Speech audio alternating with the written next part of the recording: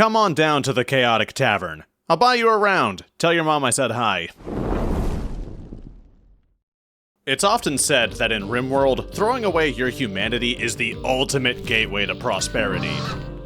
Empathy, compassion, these are the tools of lesser clans who cling to their weak ideals and morality. What are you going to do when I decide to turn your insides into profit and your outsides into furniture? Wag your finger at me? Lecture me about the golden rule? I can't hear you over the sound of my child laborers digging out space for my opium plantation. Or my child soldiers making sure my child laborers don't stop working. Because if they do, they get to go see Uncle Codex. And trust me, you don't want to see Uncle Codex. But at the end of the day, all of that profit and predation are what happens when you throw away your humanity metaphorically. We need to go deeper. We need to shed the last scraps of humanity like a really gross moth crawling out of a cocoon in your room somewhere. And just like that moth, we're gonna fly into life's hair until it gives us what we want. Today, I'll be running a colony of Insectoid People. Thanks to the Biotech Expansion Insectoid mod, I can now have a colony of disgusting bug people. Humanoids evolved with the traits of the 3 types of insectoids: warriors, laborers, and leaders.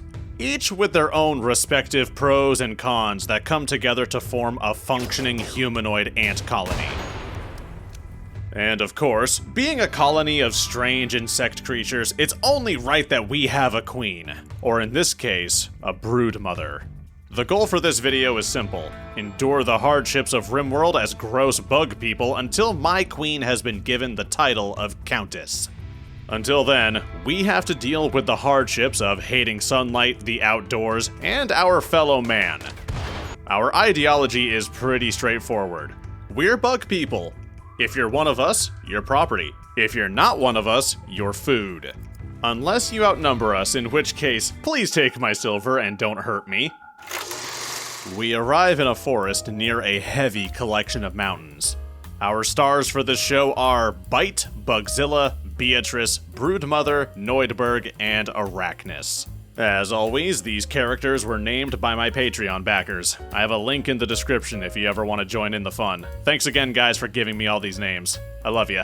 Now, with the exception of the 2 mega spider colonists, Insectoid people are very brittle and they're very afraid of touching grass. So, we start by tunneling our way into the mountain to get away from our problems and the bad people. The bad people can't hurt us here. As it turns out, scarabs work like methed out colonists. They just keep digging and scratching at things until they get what they want, and they rarely sleep, allowing them to carve out a mountain home in no time flat.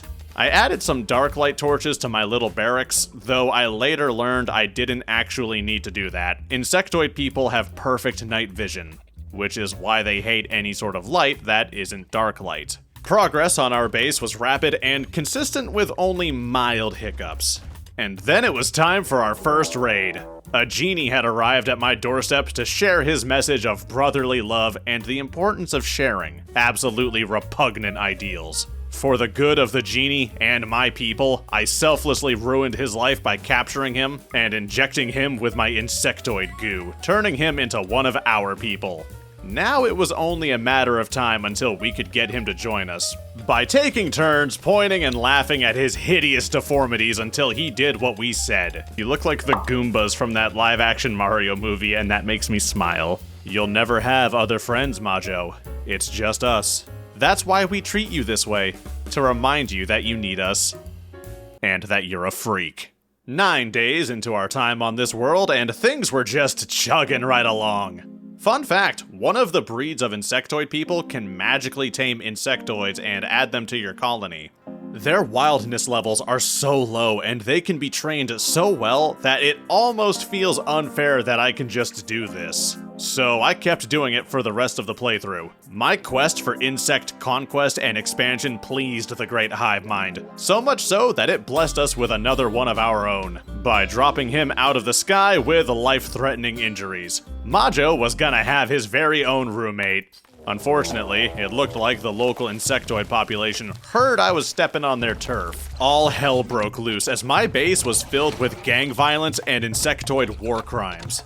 Namely, brainwashing the insects during the battle to make them fight their brothers and sisters for my amusement.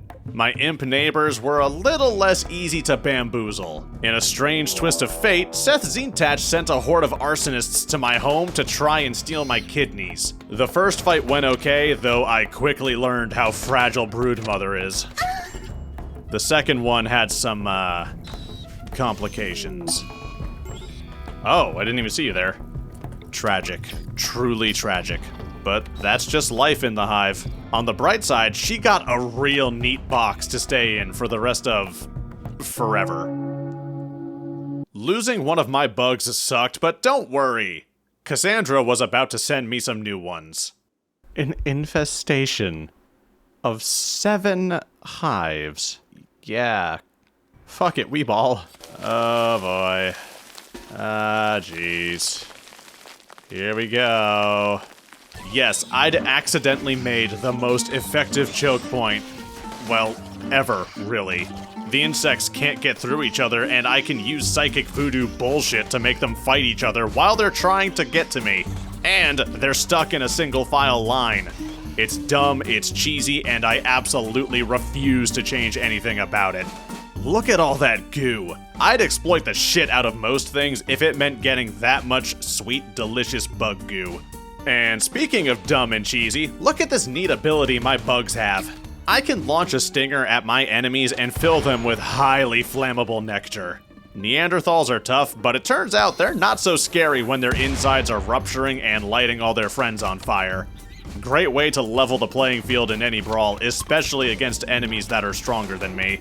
It's quick, it's fun, and it's a great source of protein. And with all of this jubilation, our colony was steadily growing bigger, stronger, and more sophisticated. We even schmoozed up to the locals enough for them to microwave Broodmother in her bedroom, as is tradition among royalty. It was so exciting that Bite pooped out a person. And seeing as how Broodmother was becoming a member of the aristocracy, it was high time she had a throne room befitting someone of her status. Cold, dark, full of dirt, debris, and bugs. You're gonna have such a good chair room, Broodmother. Ah, shit. And now it was gonna be full of robots. Turns out robots aren't that scary when you can wrangle them into a narrow corridor. You know what? I'm not even mad. I'm more embarrassed than anything. Imagine getting punched to death by a ranged mech. At least the second wave went a lot better. And we managed to see a bunch of recycling in real time. No, that's messed up. That's wrong. Keep doing it.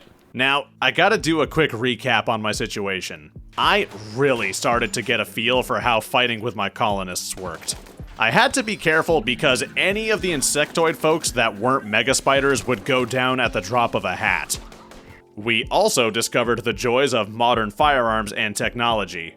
We recruited some nerd named Hobakat after I turned him into another one of my disgusting bug people. We also really started investing in our power grid.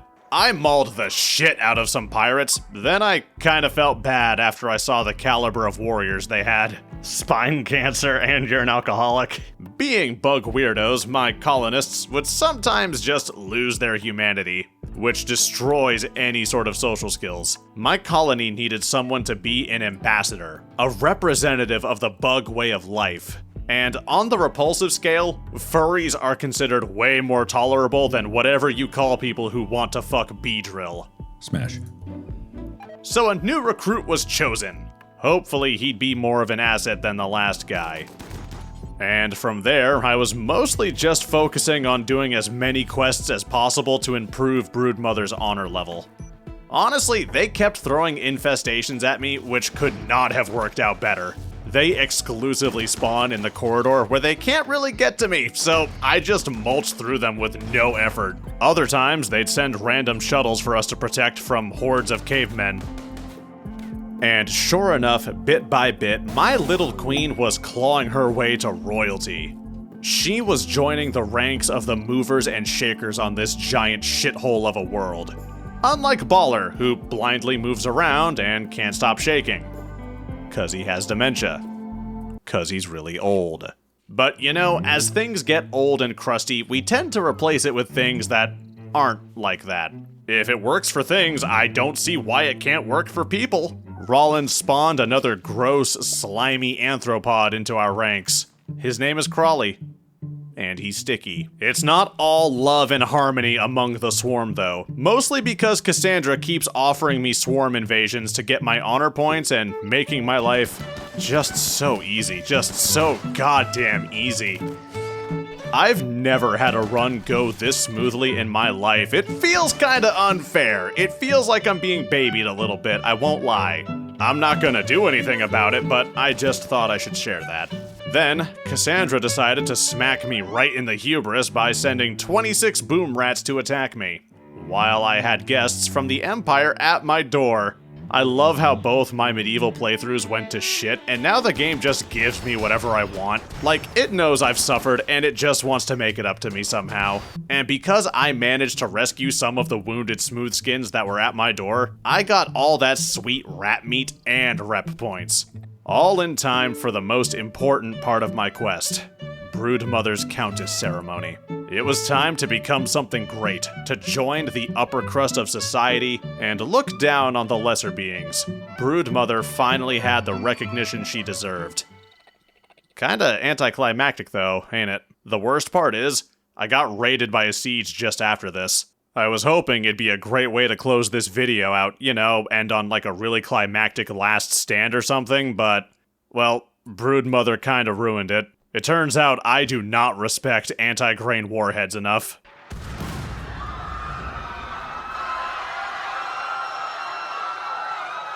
In any case, I hope you had fun on this little journey. Did we accomplish anything? Not really, but I had a lot of fun, and at the end of the day, that's what matters most.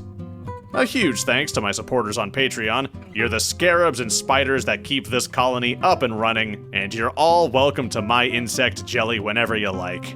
More content on the way, so stay tuned. Thank you all again, and I'll see you all next time.